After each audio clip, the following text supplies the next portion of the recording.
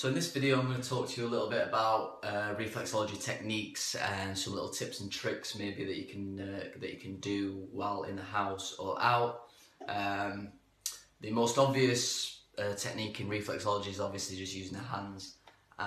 The good thing about reflexology is you can literally just take your socks off, or even keep your socks on if you want to, and rub the feet, do your reflexology session, 15 minutes, 20 minutes, 30 minutes, and you're done. Now, I understand sometimes you don't have much time, sometimes, you're looking for other different techniques. Can you do other techniques? Do they work as well? And what we found is that using the hands tends to be the best, really, because you can kind of work on your own little areas. You can get deep, you can get onto the top of the foot where some machines or some other things can't quite get. But there are a lot of other different techniques to use, and I'm going to show you a few that I've got and a few other ones that really helped me, especially in the beginning when I was doing my reflexology sessions. So the first one I can show you is one of these rollers, acupressure rollers. You can actually get specific reflexology ones. I do use this one for my body as well, but it's got little points on it, as you can see, and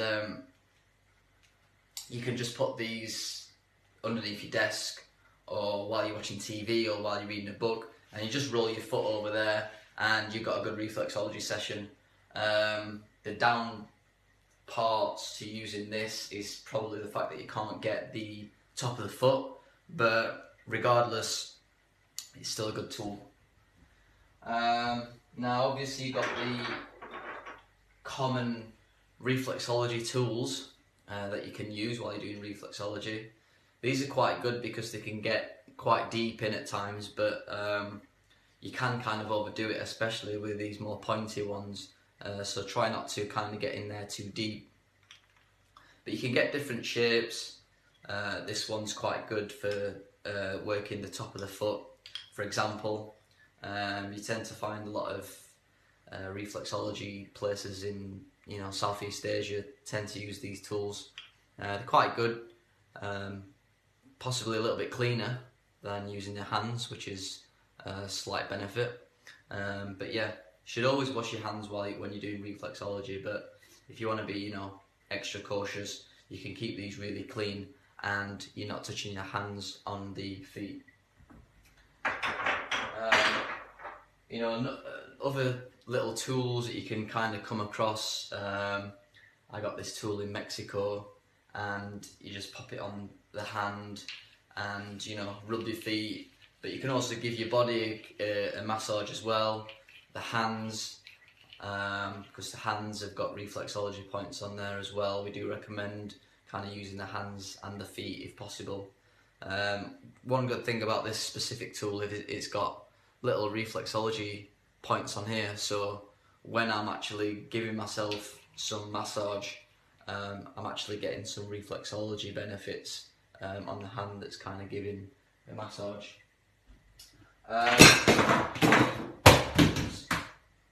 Sorry about that. Another interesting one is using foot soles. I kind of keep these foot soles in my trainers when I'm walking around all day. In the beginning, it was a little bit hard, like it didn't feel very comfortable. But the general rule of thumb is, if it's feeling uncomfortable when you're doing reflexology, or if you're wearing one of these insoles and it's feeling a little bit uncomfortable, then you probably need to do reflexology. That's the irony. That's the irony behind it. So I've got another tool here which I like a lot. This is actually an electrical reflexology machine. I picked this up on Amazon for around £70. This is called, it's a Scholl manufacturer, and obviously the good thing about this is you can put it underneath your desk while you're working, because I do a computer job and I get a reflexology session. The good thing about this one in particular is that it can do the top of the feet as well. and it has some infrared lights inside, so it warms up the feet as well, which is always beneficial to kind of keep your feet warm. This particular device has a zip line where you put your feet, so I can take out the material, wash the material, and then put it back in, so it's quite a clean device. I do actually really like this device. I use it quite often. The downsides to this device is that it's mechanical, obviously, so it kind of does the same points over and over again, so you got to make sure that you keep moving your feet in and out. But for people that are really inflexible and struggle to bring the feet up onto the knees to do a reflexology session, these are really good. Now, there's obviously professional reflexologists. It's always nice to kind of go out and speak to someone and have that social interaction with people. Kind of the downfalls, I suppose, is costs. You know, it can be quite expensive sometimes. I lived in Thailand for a year, and reflexology was a huge thing in Thailand, and it was so cheap, so I used to go out all the time and get reflexology sessions, so I was very lucky.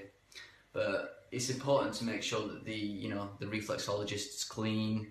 You know, a lot of reflexologists tend to wash the feet before they do a session, which is always very good. So, you know, just use your wisdom, use your intuition when you're doing anything like that. Some other people use coffee tables. You know, when you're watching TV, you know, the corner of a coffee table can work quite well. You know, anything that's kind of putting some pressure on the feet is really good in reflexology. Another one's barefoot walking. I'd love to be able to promote barefoot walking much more, but obviously there's a lot of issues with barefoot walking. You know, cuts and gashes in your feet from you know, twigs and glass and whatever's walking around. Unfortunately, because we constantly keep our feet inside socks and trainers, they're not very durable anymore, so they're really vulnerable to cuts and bruises and stuff. But you know, if you're in a private area and it's safe to do some barefoot walking, it's an excellent way of getting some reflexology and also connecting with the earth. We are electrical creatures, and you know, the earth does ground us a lot, and it keeps us grounded to the earth, which is a very important part of healing. So yeah, that's my ideas on different techniques. I'm sure you guys can probably come up with some other things. Use your imagination.